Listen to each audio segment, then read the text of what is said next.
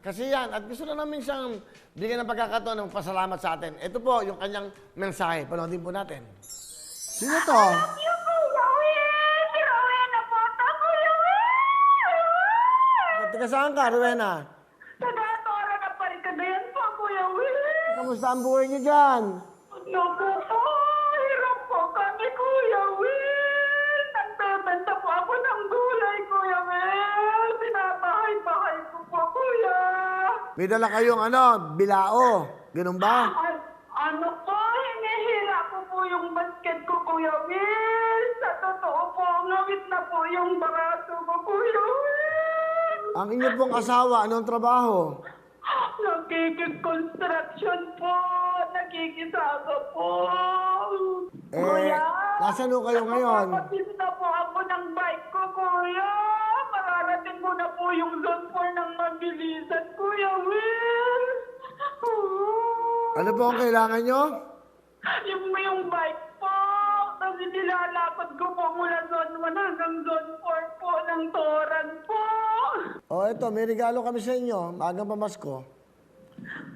Kuya? Padadala ko kayo ng motorsiklo. Ayan. Ay, naku, Kuya.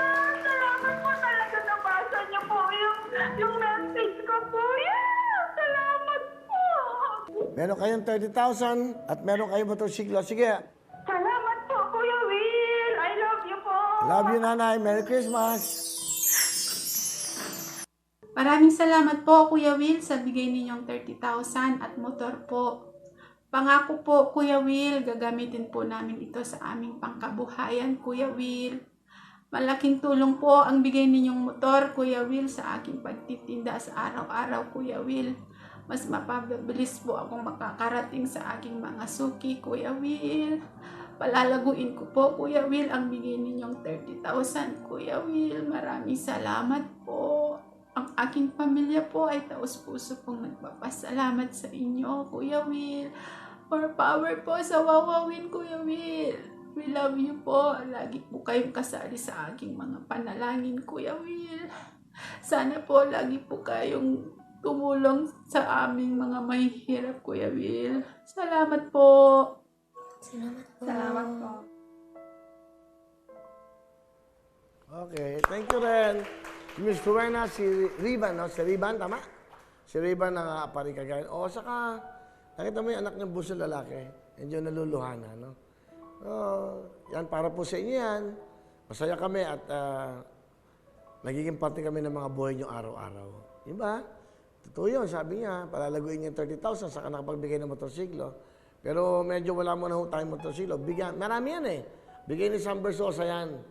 27 yan. Kaya lang po ang problema, pinapadala po, malaking ginagastos. So, kung makukuha nyo sa amin, okay yon. So, okay sa amin yon. Pero kung patadala po, kasi ang laki ng hinihingi, may motorsiklong, may tao, kailangan po, vaccinated, ang daming ganon. So, parang mahirap po. At pasensya na kayo, iisipan na lang namin. Pero kung magalala, dahil ito, meron naman tayong cash law, huwag sasama loob nyo, ang pipiliin lang po namin yung total vaccinated na po. Kasi syempre, nag-iingat po kami. Very strict po ang GMA. Sa amin po, kanina, nag-RT-PCR na naman po kami. Even though, lahat po kami bakunado na. Bakit? Nag-iingat po eh. Nag-iingatan kasi, pag nagka-positive ako, paano na? 14 days, wala akong trabaho. Wala kami lahat. So, iniingatan din po ako at iniingatan ko din sila.